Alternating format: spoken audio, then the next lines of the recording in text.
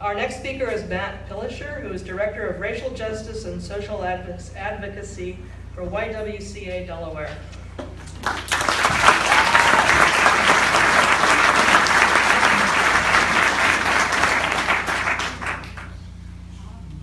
Thank you.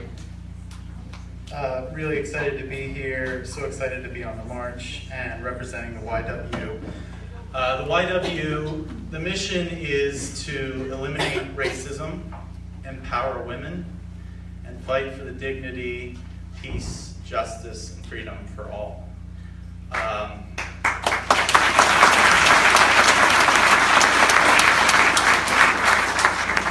So here comes a guy to talk about women's issues and a white man to talk about racism. So I'll bring up some contradictions and some dialectics, but what I like to start with is an Aboriginal quote that I use as a vision and an explanation for why I fight. And it says, if you're here to help me, then you're wasting your time. But if you're here because your liberation is bound up with mine, then let us work together. And that's how I feel.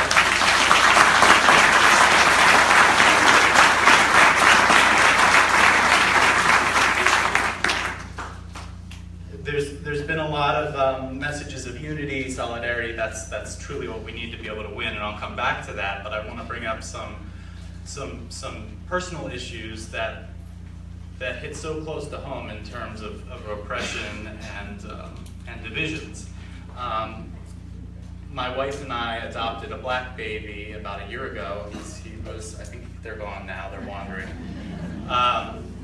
This is his second big protest.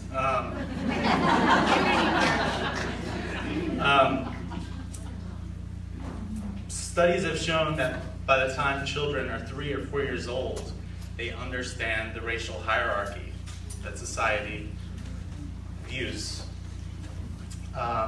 And it breaks my heart to think that he only has about 2 more years until he will begin to internalize that and feel it. So I fight for him.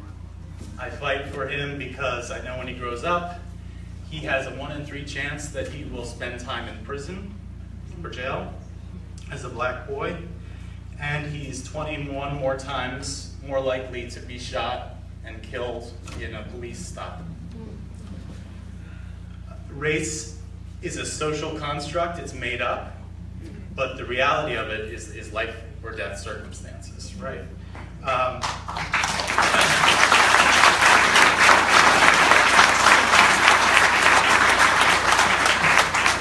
And I don't know how I'll tell him all this, but I will, and I will raise him to try and counter some of these messages that we have in society, even in a society that has laws on the books that discrimination is illegal, that we're colorblind, right? So that's that we are living in this water of racism every day, right? And why was racism socially constructed? When was it socially constructed? I think is important for us to understand. And that it still lives with us and divides movements from the founding of this country to today. The women's movement, there he is. The women's movement.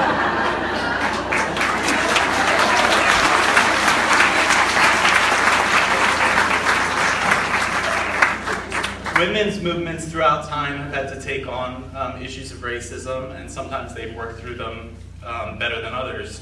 And it's still something that we will have to deal with today for a unified movement. I want to try and keep this short, but racism, modern day racism as we know it, was created to justify all black slavery. And if we go back about 350 years and look at something called Bacon's Rebellion, it wasn't perfect.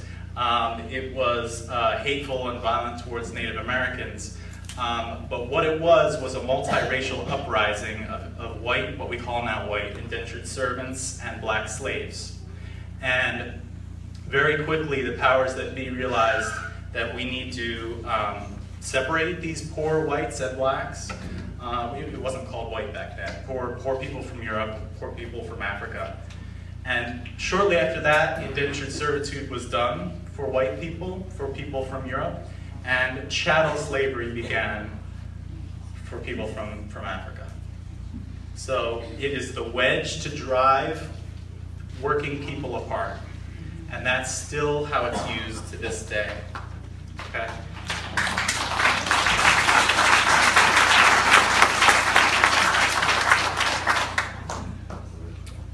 The mission of the Y, to eliminate racism, to empower women, that first part is there because women can't be empowered if we don't take on racism.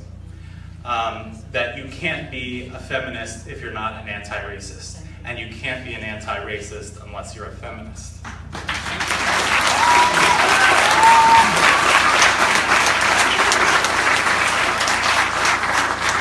So women's rights are human rights. Women's liberation means health care, affordable housing, clean, safe food and water, jobs, economic prosperity, being able to travel across borders and work where we want to, just like corporations are free to do without any laws restricting movement. These are human rights, these things. Everything that women fight for, everything that impacts women disproportionately is a human right, is a human issue. So we now have today the capacity to feed, clothe, and house every single human being on the earth. We have incredible productive capacity in this world, and particularly in the US. There's statistics that come out about the richest 100 people, but I think the latest one was the richest 20 Americans own as much wealth as the bottom half of America. The richest 20 Americans own as much wealth as about 130 million people. So we have, we have the capacity to take care of ourselves, and they have all the money, but what we have is the numbers, right? We have solidarity, we have solidarity, we have solidarity.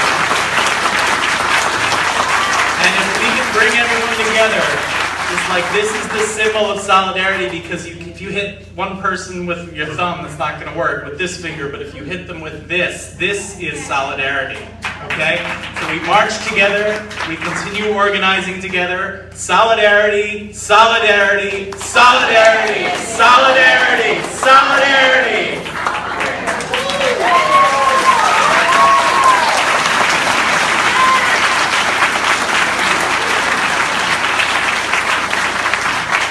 The YW is holding an organizing meeting to start an emergency response network in Delaware to respond to acts of hate, and it's going to be February 21st at the Unitarian Church in Wilmington, and I'll pass around a sign-up sheet.